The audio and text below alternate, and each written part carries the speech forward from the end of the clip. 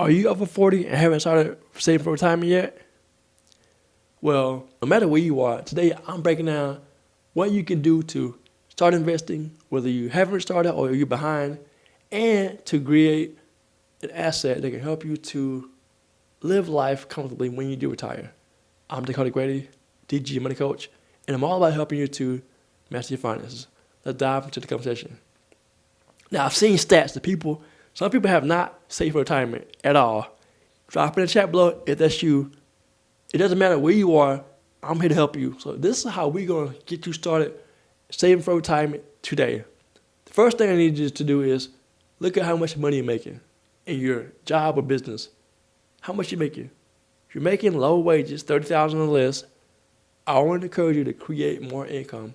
How can you raise your income? Get a job, second job, start a new business.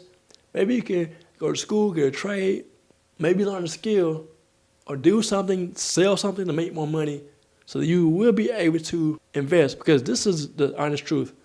You need income to invest. If you're struggling, you're behind on bills, you get enough income to get caught up, get your house in order, financial house in order, so that you can be able to create the wealth that you really want. But it all starts with your income to be able to invest for your financial future. Secondly, I know some of you are going to hate this part, but I'm going to give it to you real and raw. I want you to get out of debt. I said again, pay off your debt. Here's why.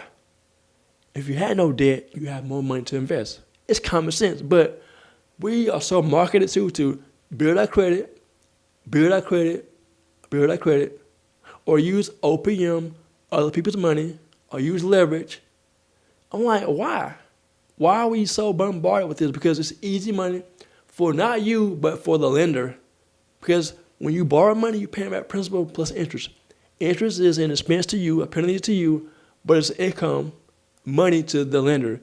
People are getting rich off of you because you are paying 3%, 2%, 4%, 5%. Some of y'all are paying a lot of interest, but the whole point is you're paying interest to someone else just because you're using their money. Now, I know people who said, I don't want to tie my money up. I'm like, bruh, sis, it don't matter if your money tied up. You're going to pay back more than you borrowed. So why not use cash, pay for whatever you're trying to do or want to do, attempt to do, I should say, and keep life moving. Don't pay penalties and interest because you are leveraging somebody else's money. Get your own money.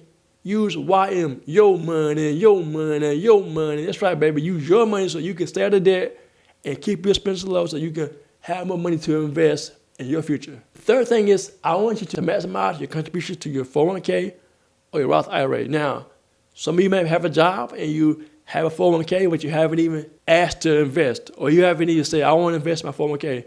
Well, if you do have that option, learn what's inside of the 401k and what options are available to you, because I want you to first understand, then invest. I met with a lady about a year or so ago. She had a 401k at her job. She wanted me to explain to her what options she had inside her 401k. And I enjoyed doing that because I wanted to empower her to know what was happening inside her 401k if she did want to invest or what she wanted to invest. If you don't know what's inside of it, meet with a professional. Meet with me if you want to. DakotaGrady.com is my website, or someone else you trust other than me. It doesn't matter, but the whole point is get educated, get empowered so that you can start investing. If your job doesn't offer a 401k, I recommend getting a Roth IRA or a traditional IRA outside of your job.